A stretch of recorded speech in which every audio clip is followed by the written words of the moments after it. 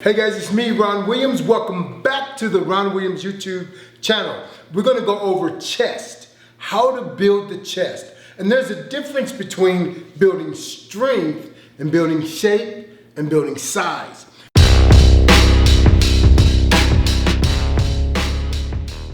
Now, some of the most popular exercises that we do when it comes to chest, bench press, number one. Seated bench press, lying bench press. It's a very popular exercise because it's a compound movement and it builds lots of strength, and we can measure the strength that we're building. But the exercises that really build the shape and hit the muscle group differently are the other exercises. We call those isolation exercises, and we have to focus on those particular exercises. So I'm going to go through and just show you a few things. Number one is the chest. You know, we have basically three parts that we try to work. The incline chest for the upper chest, flat, or the flat dumbbells are really good for mid chest, and then we do declines trying to hit the lower chest. But no matter what, when you're working your chest, whatever movement you do, when that shoulder rotates all the way back and rotates forward, you're going to work the whole chest. But one area may be hit more than the other because all three heads are tied to that humerus. And as it's tied to the humerus, when you push that arm up, it mainly isolates the upper part of the chest. When the arm is straight towards the side, it hits the middle of the chest. And when you push down, it works more on a decline. So what that really looks like, let me show you what that looks like.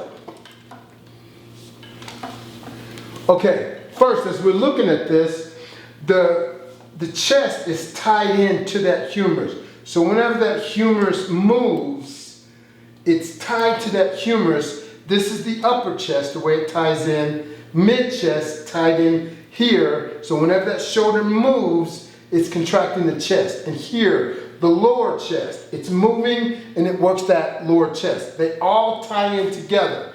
So with that being said, as you open your chest and widen your chest, you're stretching. When you open the chest, bring the shoulders all the way back, you're stretching. Well, with the bench press, one of the things that happens is you limit your range of motion with the bar. So that bar touches the chest cavity, and once it touches the chest cavity, then this arm can't go back any further.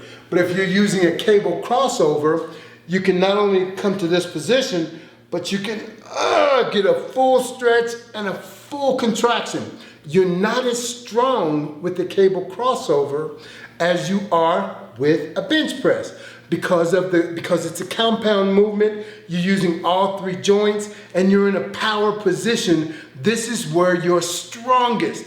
But when your elbows move out and your shoulders go back further, you're able to contract and hit every muscle fiber.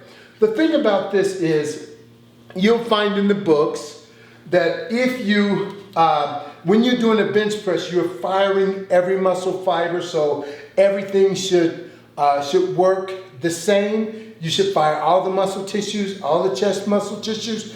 But every professional bodybuilder, every competitive bodybuilder will tell you there is a way that you can hit the inner chest and bring the inner chest out in such a way that a bench press will not allow. A bench press absolutely will not allow because of the limited range of motion. When you push that bench press, boom, you get a contraction, but not a peak contraction. All the way back, all the way forward. But never can you bring that arm all the way across. That's where you get your peak contraction. We talked about this a couple of times before. I just want you to try this. Push your arm straight out, and then bring it in just a little bit and squeeze. Now that you feel your chest contract, now keep your hand right there on your chest. Keep it contracted. Now squeeze it in. You'll feel it contract even more. On a bench press, it will not allow that. So If you're lifting heavy on the bench press, you're gonna definitely get stronger. But you're not gonna get the shape, and you're not gonna isolate the same way. Many times when you do bench press, what do you feel fatigued in? After you finish, boom, boom, boom, really, really heavy. Is your chest fatigued, or is the shoulder fatigued? Most of the time, it's the deltoid that gets fatigued because of the movement.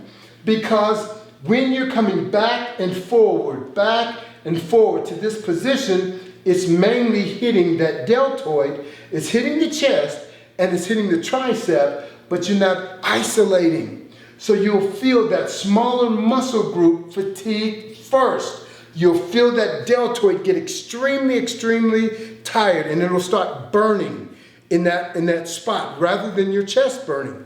Well, if we start doing some isolation, isolate that chest, force that chest to do the work, then go back to the compound movement if you have to use that compound movement. Personally, I don't do bench press at all because I don't like what it does to the shoulders. Most of the time, you'll hear this also. Only bring the bar down so far. Part of the reason you hear that is because the shoulders on some people's physique, they don't have the flexibility, so the shoulders rotate in order for the bar to touch their chest. It looks like this.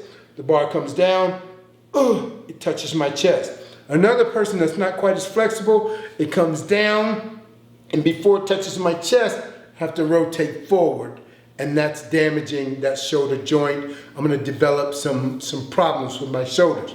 So, with all of that said, this is what we come to. We wanna work the chest. Find out what part of the chest you need more development on. Make sure you're isolating that portion of the chest. If your love is bench press, I'm not saying stop using bench press, but I personally don't use it myself. But make sure you're doing those isolation movements and concentrate on the areas of your body that you want to see develop the most. God bless you. I hope this video helps you in working your chest. Until next time, Ron Williams,